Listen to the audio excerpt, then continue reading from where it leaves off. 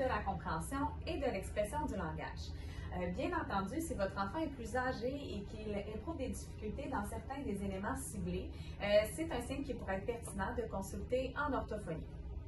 Tout d'abord, au niveau de la compréhension du langage, on parle de certaines notions.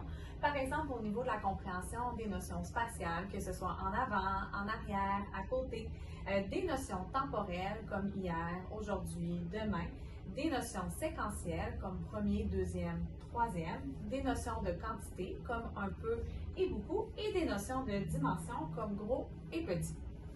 Également, au niveau de la compréhension, on parle de la capacité à faire des déductions dans une histoire. Par exemple, votre enfant devrait être en mesure de prédire la suite de l'histoire ou d'être en mesure de comprendre ou de vous exprimer ce que le personnage ressent dans l'histoire que vous lisez avec lui. De plus, il devrait être en mesure de comprendre plusieurs questions variées, comme par exemple qui, quoi, où, comment et pourquoi. On parle aussi de la compréhension de consignes courtes, mais également de consignes complexes. Par exemple, votre enfant devrait être en mesure de comprendre une consigne courte de type « Peux-tu aller chercher ton manteau, s'il vous plaît ?» mais d'une consigne complexe avec plusieurs éléments, comme par exemple « Peux-tu aller chercher ton manteau, ton cahier et ensuite venir brosser tes dents ?»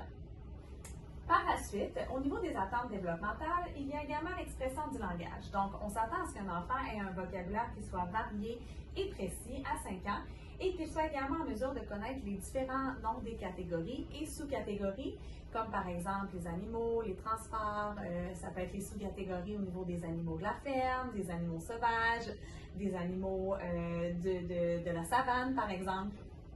Aussi, à 5 ans, on s'attend à ce qu'un enfant ait une prononciation claire. Donc, c'est-à-dire qu'il ne devrait plus avoir de transformation au niveau des sons pour votre enfant de 5 ans. De plus, les structures de phrases devraient être adéquates et il devrait être en mesure de s'exprimer avec différents temps de verbe variés, que ce soit au passé, au présent ou au futur. Votre enfant devrait être également en mesure de raconter un événement de façon claire et appropriée et bien ordonnée. De plus, il peut être en mesure de vous raconter une histoire qui intègre à la fois une situation initiale, un élément déclencheur dans son histoire et une situation finale. Ce que l'on entend par ces éléments-là, c'est en fait la capacité